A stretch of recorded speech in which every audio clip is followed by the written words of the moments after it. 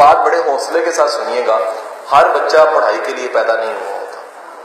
یہ والدین کو بھی سمجھائیں، یہ اپنے آپ کو بھی سمجھائیں.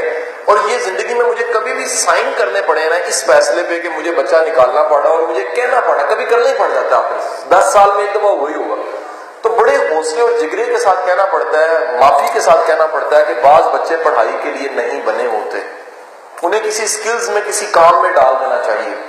اور اس میں کوئی شرم والی بات نہیں ہے. ایسا بندہ زیادہ ترقی کر جاتا ہے. وجہ یہ ہے کہ ممکن ہے پڑھائی کے لیے نہ بناؤ، کسی سکل میں جا کے وہ زیادہ ترقی کرے. آپشن دے اس کو، روکے نہ. ہم کیا کہتے ہیں کہ نہیں تو درخت چڑھ کے جانا ہے، وہ نہیں بنا درخت پہ چڑھنے کے لیے، اس کو بدل دیں. اور یہ میں سچ بتاؤں، اگر میرا بچہ بھی ایسا ہو تو میں نہیں پڑھاؤں گا اس کو. 7th کلاس میں قاسم علی شاہ کا بچہ پڑھ رہا ہے جس کو بڑی کوشش، قد بھی اس کا لمبا ہو گیا، ٹیچر کو مارنے کے لیے اسٹول بھی لانا پڑتا ہے. میں کہوں گا بی بی اسٹول بھی دے دے، بچہ بھی دے، میں گھر چلانا ہے.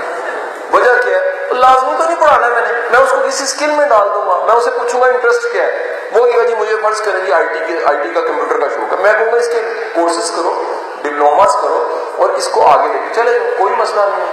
میں کہوں گا جی سافٹ اسکل سیکھ لو، کمیونیکیشن سیکھو، سیل اینڈ پرچیز کو سیکھو، ایکسپورٹ امپورٹ کو سیکھو، کو بزنس شروع کر دو. تو لازم تو نہیں ہے کہ ہر بچہ پڑھے اور ہر بچہ ہی آئزک نیوٹن بن جائے. اللہ کا حامی و ناصر ہو جی. بہت بہت شکریہ آپ کا جی، بڑی نوازش.